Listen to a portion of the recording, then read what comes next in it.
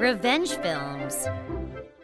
I live with my in-laws and my husband's brother at their house, and the other day, I found out that my husband is cheating on me with my brother-in-law's girlfriend. It all started when my brother-in-law's girlfriend, Rose, began spending a lot of time at the house. Rose is dating my brother-in-law, but also used to go to the same high school as my husband. At first, she would just stop by when my brother-in-law was at home, but she gradually became friendly with my husband, and would come over even when his brother wasn't home, and would flirt with him. As time passed by, she began eating and sleeping over as she lived there. I wasn't happy about this, of course, and I even talked to Rose about it, but she ignored me. Even my husband would take her side and say, "Stop complaining. If I say it's fine, it's fine," and continued flirting with her.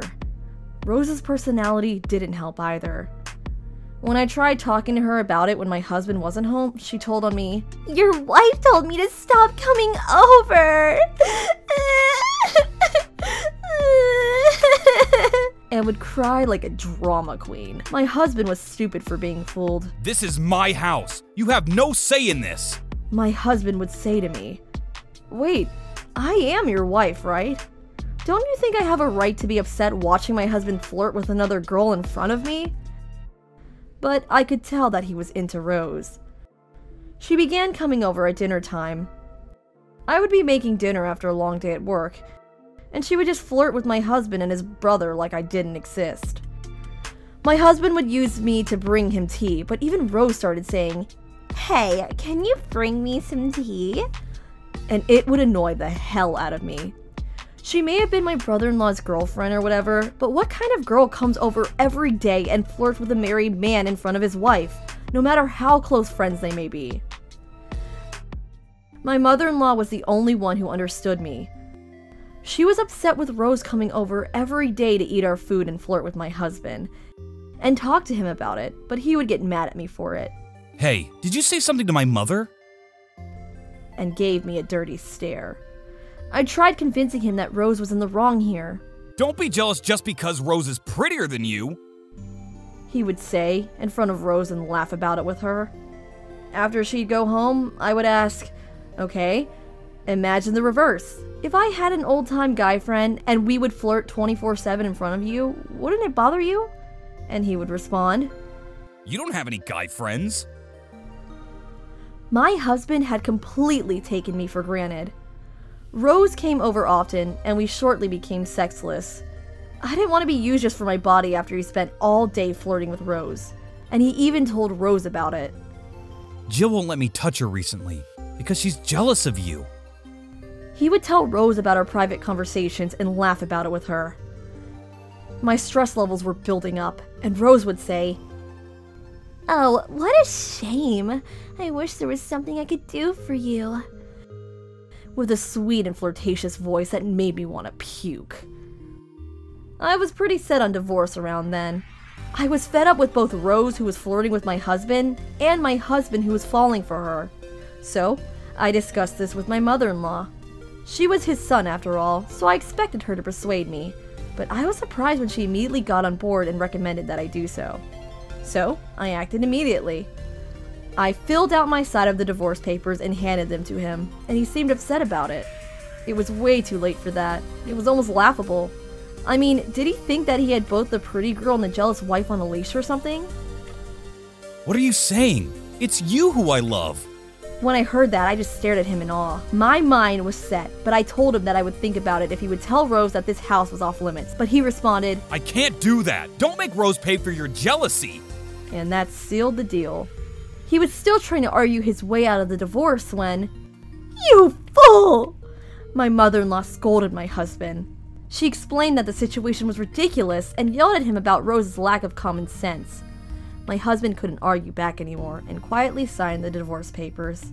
At the same time, I consulted my boss at work to let me live in one of the company homes because I was getting divorced. My request was quickly accepted, and I was able to get that out of the way. When I was packing up to leave, Rose would come up to me from time to time and say, "Is it true that you're leaving?" She seemed happy about it, but I tried ignoring her and kept packing. Everything went smoothly thanks to my mother-in-law. I thought everything was settled until she called one day. We became good friends while living together and kept in touch. She was on my side when I was trying to get divorced, and we were still close.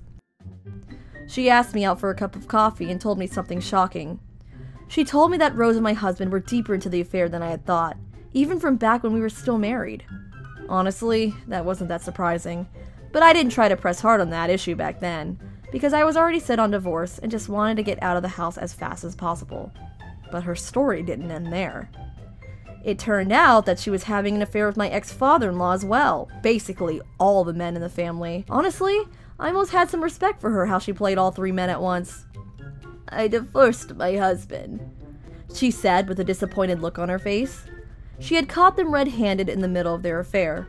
She told me that she felt emotionless rather than rage, and came to the conclusion that there was no point in staying married to a man that she had no feelings for. She requested a large sum in consolation, of course. "Let's go on a trip together," she proposed.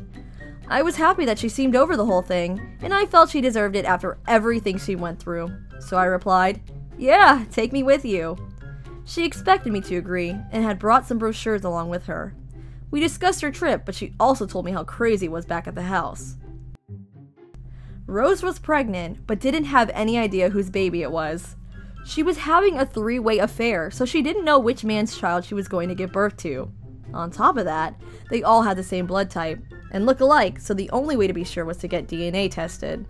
Of course, none of them felt like a father, considering the circumstances. Rose is demanding money either way, but then again, she is the kind of girl who cheats with 3 men at once. They could easily imagine a lot more guys outside the family and didn't want to pay. A fun situation for Rose immediately became a nightmare. Also, when she was getting divorced, my ex-mother-in-law had told all the neighbors about me and herself and spread the story of our victimhood. All the neighbors give the 3 dirty looks outside now as well.